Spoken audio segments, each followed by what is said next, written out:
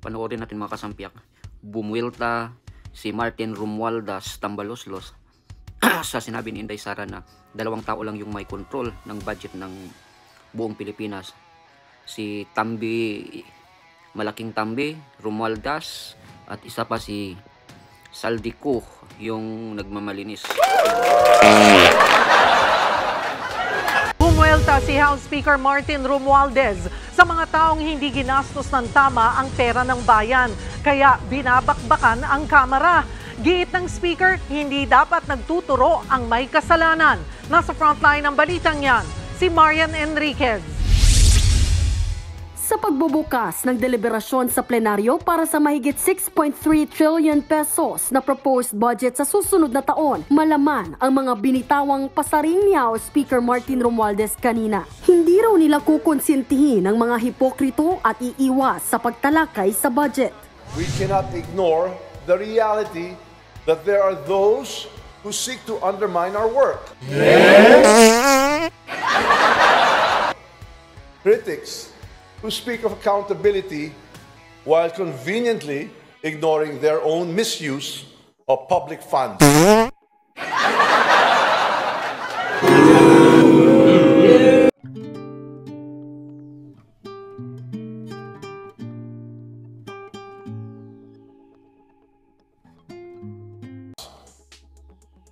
To these individuals I say, let us be clear. This chamber will not tolerate hypocrisy, nor will it stand idle.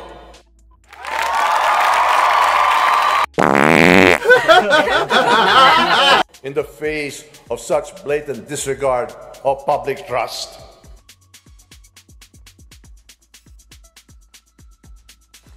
Banat pa ng Speaker, hindi raw pansariling bulsa ang pera ng bayan. Hindi maaaring magturo ng daliri ang mga may sariling kasalanan.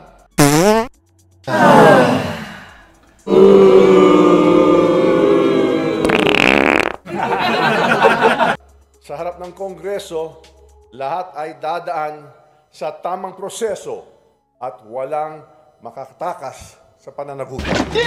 Bagamat walang direktang pinangalanan si Romualdez, tiyempo ang mga patotsada nito matapos ang 2 linggong bangayan ng mga kaalyado niya at ni Vice President Sara Duterte. Bukod sa 2 beses na pag-defer ng Appropriations Committee sa budget hearing ng OVP at pagtapyas ng halos 1.3 billion pesos sa pondo nito, mas umingay ang bangayan ng Bise at Kamara nang questionin ng mga mambabatas ang paggasta ng OVP sa confidential funds noong 2022. At nang sabihin ni VP Sara na sina Speaker Romualdez at Appropriations Chairman Zaldico lang ang may kontrol sa pambansang budget.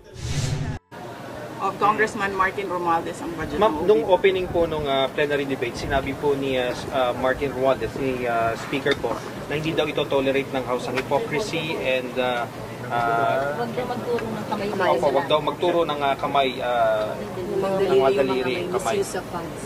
O yan yung ginagawa nila ngayon eh, di ba? Nagtuturo sila ng daliri nila, ilang daliri yung nandyan sa loob ngayon na ginawa ko daw. Ma'am, kung hindi kayo patatakbo ng 2028, tatakbo kayo ng 2035? Sandali, sir. Ang layo ng 2034. 25. Ito, hindi ako tatakbo sa 2025 elections. Magpapahinga ako for midterm elections. Ma'am, ang nasabi pala ni Speaker is yung hindi daw rin ito tolerate ang hypocrisy and evasion. Ano pong reaction nyo doon? Pero wala naman po siya pinangalanan. Malamang ako yon dahil tinatanong ninyo ako ngayon about sa kanyang speech at sinasabi ko kung ano yung ginagawa nila ngayon dyan sa loob, yan yung inilarawan niya sa kanyang speech. Ma'am, you requested the committee to terminate this hearing. Oo nga, oo. Ma'am, you requested... Thank you, ma'am. Wala na tayo, lunch break na. Thank you, ma'am, for accommodating us. Ma'am, you requested the committee to terminate na po itong hearing. Oo, kasi yun yung posisyon ko. Nagpa-practice sila kung ano yung kakagat sa impeachment. Kahit anong gawin nila, wala talaga kaming ginawang mali sa Office of the Vice President.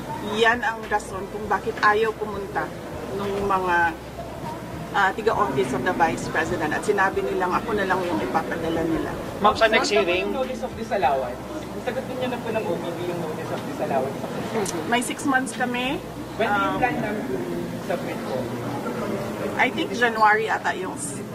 I do not have the timelines right now, sorry. ma'am, sa next hearing nitong good government, natin pa ba kayo or enough na yung kanina? Magdedepende yan sa kung anong gagawin nila sa loob ng committee. Ma'am, yung ibang congressman nagsasabi po na wala naman daw po silang usap-usapan about impeachment. Sa inyo lang daw po nanggagaling yun pong impeachment na allegations. Naku, sino taga-inquirer dito? Why, ma'am? Wala dito?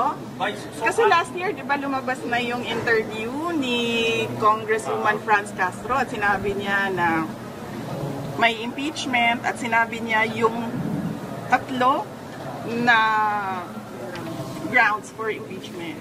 Last year pa yun, ma'am. Ma'am, I'm from Inquirer, pero clarify din po ni Congresswoman Franz na hindi raw involved yung leadership.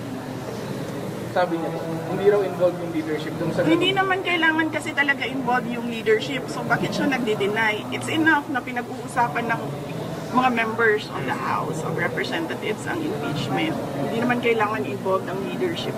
Pero ano sinasabi ng mga kaibigan nyo? Ongoing pa rin ba yung usapan sa impeachment? O paano ba? Ano sinasabi sa inyo ng mga close friend nyo dito sa House? Ang sinasabi sa akin ng mga tiga Mindanao, ang sinasabi sa akin ng mga tiga Mindanao ay pinag-uusapan talaga ang impeachment. At kapag tinatanong sila kung anong mangyayari sa 2028, ang sinasabi nila si Speaker Martin Romualdez daw ang candidate for 2028. Ma'am, si President Marcos, nagkausap na ba ulit kayo amid sa mga nangyayari na ito? Wala. Hindi naman kasi kami talaga nagkausap niyan. Hindi kami magkaibigan. Unang-una, nagkakilala na kami dahil naging running mate kami. So, bago pa man kami naging running mates, hindi na kami nag-uusap. Nagkausap lang kami during campaign at dahil sa trabaho noon, banda ngayon. Ang kaibigan ko talaga si Senator Amy Marcos. Kilala niya ako since 2012. Pero ma'am, kailan po yung nag-last na pag-usap na po ng Nung nag-tender ako ng resignation, yun yung last na nagkausap kami ni President Marcos. Ma'am, do you think kung si President Marcos magsalita para sa inyo, on behalf of you, baka maayos kaya itong nangyayari dito sa Kongreso? Alam nyo, kasi madami hindi nakakilala sa akin, pero mag-share ako konti ng ugali ko. Hindi ako humihingi ng tulong. Alam yan ng tatay ko, naging mayor siya, naging president siya. Hindi ako humihingi ng tulong talaga. Kaya nga kanina kung nakita ninyo, kung nakita ninyo, lumapit ako kay Congresswoman Gloria Arroyo. Sinabihan ko siya, ma'am, huwag ka na magpa-stress. Dahil dito sa ginagawa nila sa akin, kaya ko ito. Don't stress yourself about it. Yan din ang sinabi ko kay Congressman Marcoleta. Ma'am, sa gitna po ng lahat ng ito, how are you po? How do you feel about what's happening right now? And you mentioning even about the impeachment complaint or possible. Iniisip ko lang na kapartiyan ng journey ko as a government official, yung lahat ng nangyayari ngayon. Ma'am, sa tingin niyo po may hand si PBBM sa nangyayari ngayon dito sa Congress? Actions against you and the Duterte family. Sa tingin niyo may hand si Pangulo? Ma'am, hindi ko sagutin yan kasi sarcastic yung sagot ko dyan. Next. So, kumusta si Presidente Duterte? Kumusta yung mga advice niya sa inyo sa nangyayari ngayon na Bibi? Okay naman ata siya. Hindi kami nagkakausap ni former President Rodrigo Duterte. Pero sinasabihan ko lagi yung mga nakapalibot sa kanya, nasabihan siya na huwag pa-stress sa nangyayari. Tulad ng sinabi ko din kay Ma'am GMA kanina. Ma'am, may regrets ba kayo na sumama kayo sa Unity kasama si President Marcos? Medyo mahaba kasi yun eh. It needs a sit down. Sit down tayo, ma'am. Wala na, ma'am. Opo kaya? Anyways. Kasi handa yung sinasabi niya this is targeted para sa 2028, hindi kayo iboto ng mga tao. May basihan ba yun? May plano na ba kayo sa 2028 na? O siya ang nagsabi. Yung sino yun? Yes, yung nag-privileged speech. Siya yung nagsabi. Pero kayo, ma'am? Na huwag pagkatiwalaan. Yan ba yung gusto or nag-aambisyon mag-presidente? Siya yung nagsabi. Pero kayo, ma'am, wala. Pero kayo ba, tatakbo ba kayo 2028? Noong 2019, tinanong ninyo ako kung tatakbo ako sa... Noong 2017, tinanong ninyo ako kung tatakbo ako sa 2019. Noong 2019, tinanong ninyo ako kung tatakbo ako sa 2022 at sinabi ko na mag-a-announce ako kung tatakbo ako or hindi January 2021. Sinabi ko magsasagot ako January 2021. Ngayon? Sa ngayon, this very minute, magsasabi ako kung tatakbo ako sa fourth quarter ng 2026. 2026. Maybe sorry to ask this question, nagsisisi po ba kayo hindi nyo sinunod yung payo ng tatay nyo about sa pagtakbo? Hindi nyo po? That is a very good question. It needs a sit down. Bibigyan kita ng pakonti ngayon. Naririnig nyo si PRD, di ba, ngayon? Nagsasabi siya, huwag ka tumakbo, President. Ngayon, sinasabi niya, yan din ang sinabi niya noong 2021. Huwag ka tumakbong President. Kasi nanggaling na ako dyan, sabi niya, hindi siya madali na trabaho. Maawa ako sa iyo. He never said na run for President. Pero ma'am, never again na po kayo to team with the Marcos. May sasabihin pa si ma'am, sorry. Yes, I am.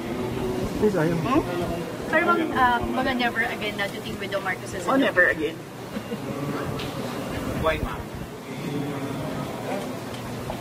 Sit down tayo. Sige, ma'am. Kailan niyo gusto, ma'am?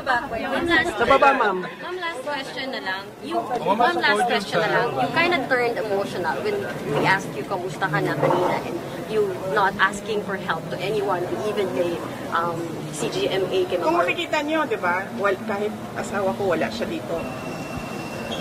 Hindi ako tao na humihingi ng tulong. Sinabihan ko lang yung asawa ko kanina, sabi ko, maganda ka lang. Kasi sabi niya magluto ako, sabi ko, okay, sige magluto ka lang for dinner. Sit down natin, ma'am. Kailan ma'am sit down? Ma'am, kailan nyo sit down? Sharean na lang kita. Joke lang.